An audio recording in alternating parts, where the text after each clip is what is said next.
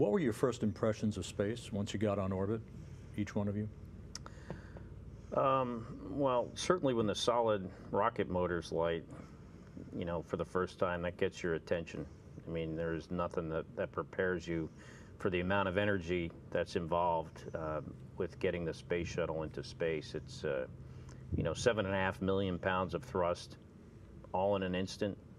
You know, you get the impression you're going somewhere.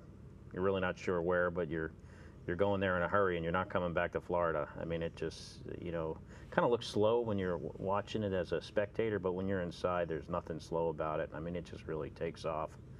You know, that's certainly makes a significant impact, significant impression. And also, you know, just seeing the Earth for the first time, it's incredibly blue, you know, brilliant color blue and incredibly beautiful.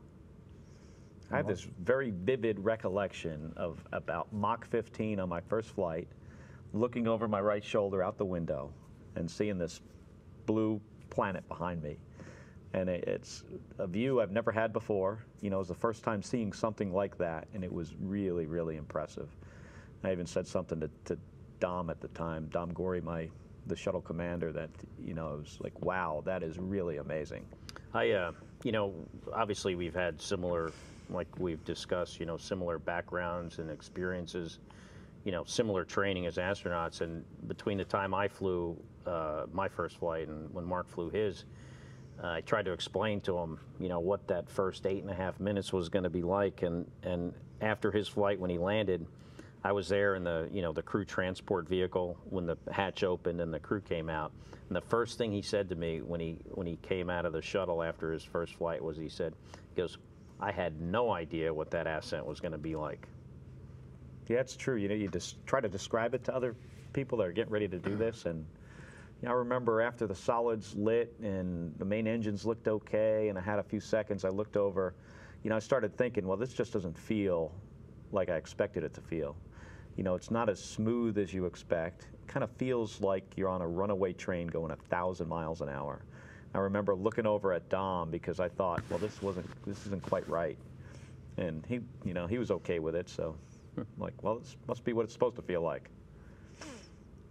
How much of a wow moment was it for you, Scott, when you first pulled up alongside the Hubble Space Telescope, knowing this icon of astronomy, you and your crew were about to go service it, upgrade it, and for you, Mark, to see the International Space Station at that time in its fledgling state, but nonetheless pretty impressive. What were your thoughts?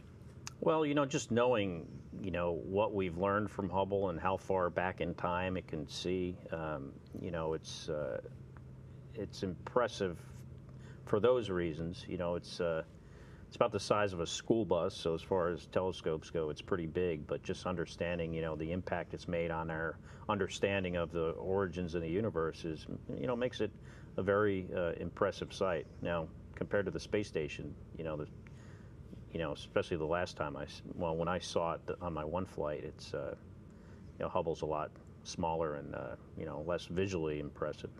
You know, as the pilot of the space shuttle, during a rendezvous, approach, and a docking, like to ISS, you're actually not doing the piloting. The commander is. He's doing the flying and the final phases of the rendezvous and the approach. So as we first approach the space station, I'm sitting in the left seat, so I can't really see anything.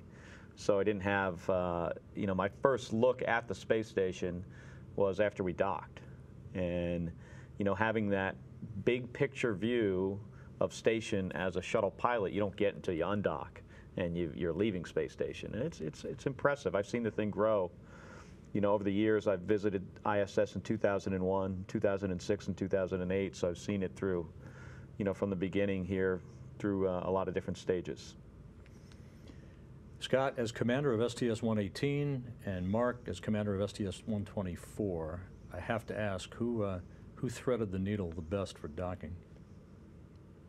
I don't know. You know, I watched his approach, which looked really, really good. I think it was almost as good as mine.